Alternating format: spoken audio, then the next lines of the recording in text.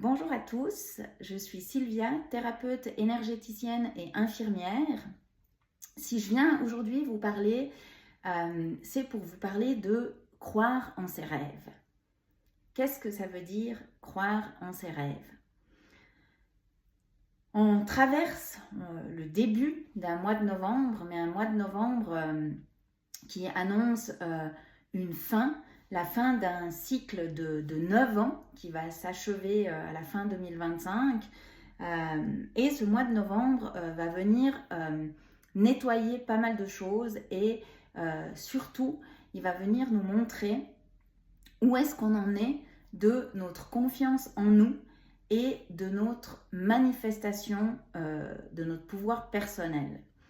C'est-à-dire qu'on va pouvoir peut-être être confronté en ce mois de novembre à nos peurs, voire nos plus grandes peurs, pour voir justement qu'est-ce qu'on fait de ces peurs, où on place notre confiance, est-ce qu'on plonge dans la peur ou est-ce qu'on a un socle à l'intérieur de nous suffisamment grand, suffisamment puissant, suffisamment confiant pour se dire allez, je vais voir derrière ces peurs, je vais voir ce qui se cache et je vais reprendre mon pouvoir.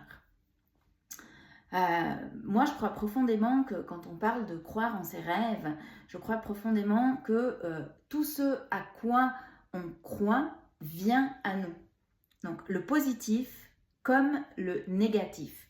Et d'ailleurs, Frank Lobvé, il dit très justement, il dit « l'univers nous répond en permanence ».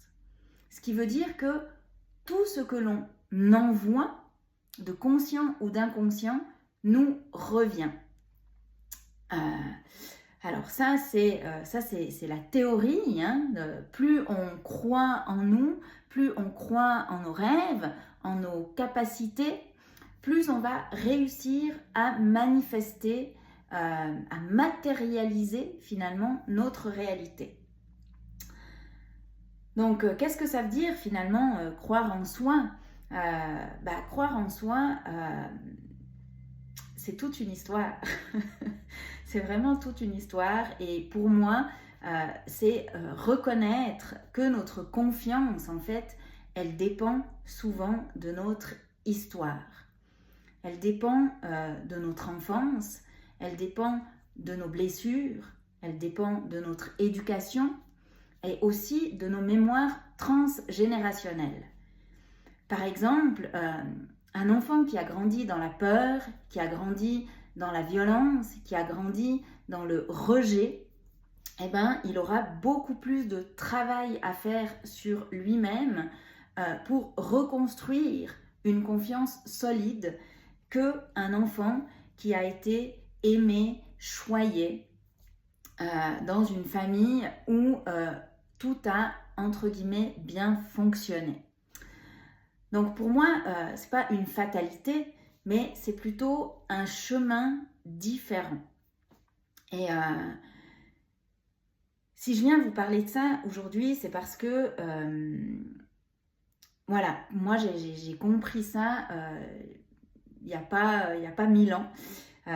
Voilà, j'ai vécu une enfance assez difficile où tout le côté émotionnel était complètement banni. Donc on se disait pas je t'aime, on se prenait pas dans les bras quand ça allait mal, on disait même pas en fait que ça allait mal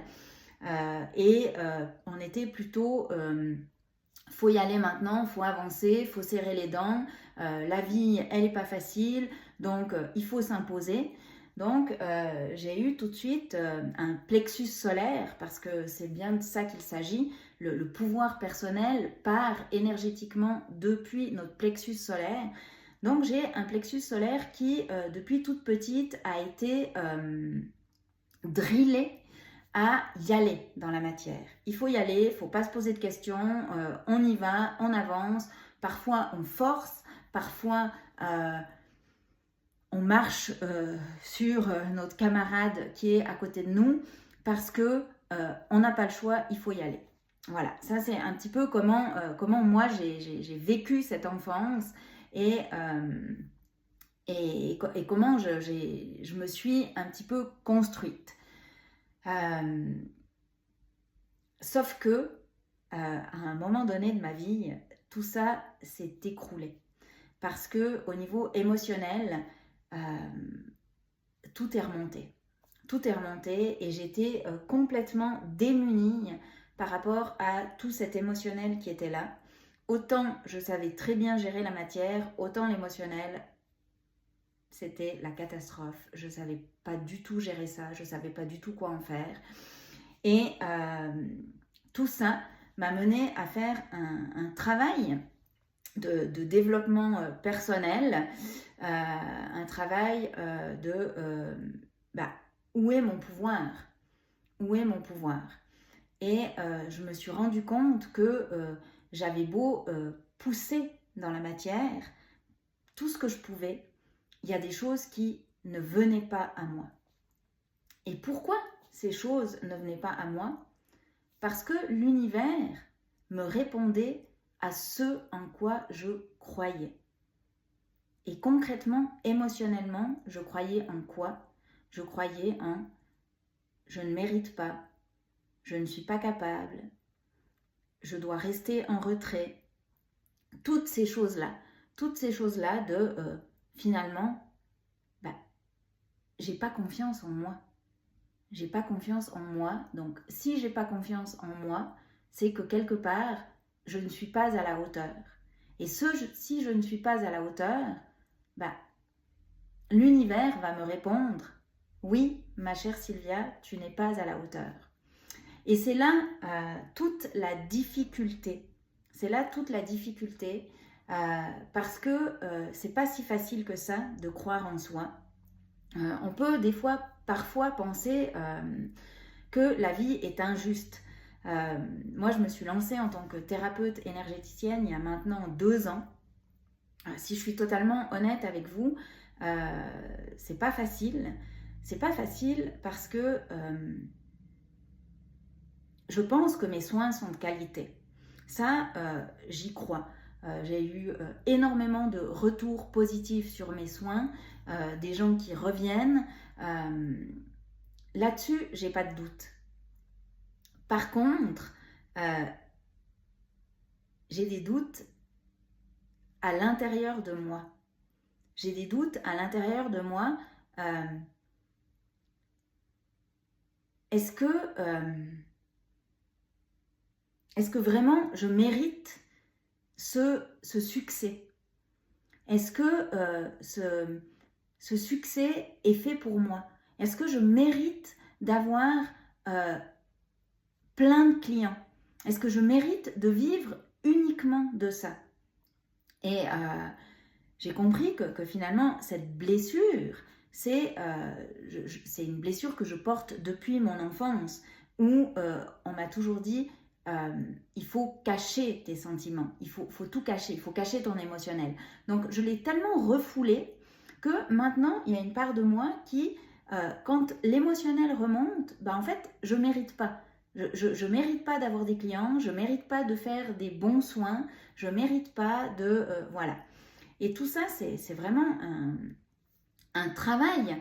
Comment est-ce que je peux travailler sur moi? Comment est-ce que je peux me dire oui, tu es légitime, oui, tu mérites d'avoir des clients, oui, tu es une bonne thérapeute. C'est pas toujours facile en fait de pouvoir croire en sa lumière, de pouvoir croire en sa valeur, de pouvoir croire en sa capacité de se valider quand on a subi des traumatismes étant enfant. Du coup, alors maintenant que j'ai compris ça, ça va mieux. Je me sens mieux parce que à un certain moment donné, je me disais mais comment ça se fait que ces thérapeutes-là, ils sont pleins, il y a des attentes de 3 mois et moi, foncièrement, je ne pense pas faire des soins de moins bonne qualité, mais j'ai pas de soins qui rentrent. J'ai personne qui vient réserver mes soins. J'ai compris en fait que c'était ça. que c'était tant que moi, je ne me validerai pas pleinement, tant que moi, je ne m'autoriserai pas pleinement à être cette thérapeute verticale, ancrée, droite, qui a confiance en elle et qui est dans son pouvoir de thérapeute, donc un pouvoir sain, hein, bien sûr, pas un pouvoir qui emprisonne ou qui soumet, mais dans ce pouvoir qui rayonne, eh ben, ça ne viendrait pas à moi. Et que je le veuille ou non, je peux taper des pieds par terre, je peux hurler, je peux faire tout ce que je veux, ça ne viendra pas à moi. Donc tout ça pour vous dire que parfois on peut y mettre toute la volonté qu'on veut, mais si on ne va pas voir au-delà de nos blessures, au-delà de nos peurs, qu'on ne va pas transcender nos blessures, transcender nos peurs, transcender nos traumas, eh ben, on va se sentir impuissant. Et du coup, je viens vous parler de ça aujourd'hui parce que c'est vraiment un thème qui me porte, qui me tient à cœur, cette recherche de pouvoir sain, cette recherche de pouvoir qui rayonne, qui accompagne et non pas qui domine ou qui soumet. Et du coup, voilà, c'est le thème de ce mois de novembre, c'est le thème de mon soin collectif et c'est aussi le thème, bien entendu, avec tous mes autres soins à côté, mais mes soins individuels ce mois-ci seront en partie focalisés sur cette confiance et ce pouvoir sain du plexus solaire. Donc on va venir beaucoup travailler au niveau de ce plexus solaire hein, qui est vraiment le centre, le siège de notre pouvoir, mais aussi le siège de notre foi en nous et de notre foi en la vie. Donc pendant ce mois, que ce soit en soins individuels ou lors du soin collectif, on sera accompagné par les anges et les guides du rayon jaune et par l'archange Jophiel qui vont venir vraiment nous aider à nous reconnecter à notre confiance, à ce pouvoir du cœur, c'est-à-dire relier le plexus solaire au cœur pour pouvoir aider à rayonner, attirer, créer et non plus à dominer ou à subir. Donc croire en soi, c'est vraiment retrouver son pouvoir et ce pouvoir-là, c'est un pouvoir qui éclaire le monde. Donc j'ai vraiment à cœur de proposer ces soins-là parce que c'est quelque chose que j'ai longtemps traversé, que je traverse toujours et c'est une thématique que je connais bien et dont j'aime parler. Donc si cette thématique de la confiance en soi, du pouvoir te parle, eh ben, je serais ravie de t'accompagner en soins individuels ou en soins collectifs. Tu vas pouvoir retrouver toutes les informations concernant mes activités de novembre sur ma page Instagram. Je me réjouis d'avance de te retrouver et de partager de super beaux moments avec toi. Je te souhaite une toute belle journée et je te dis à bientôt.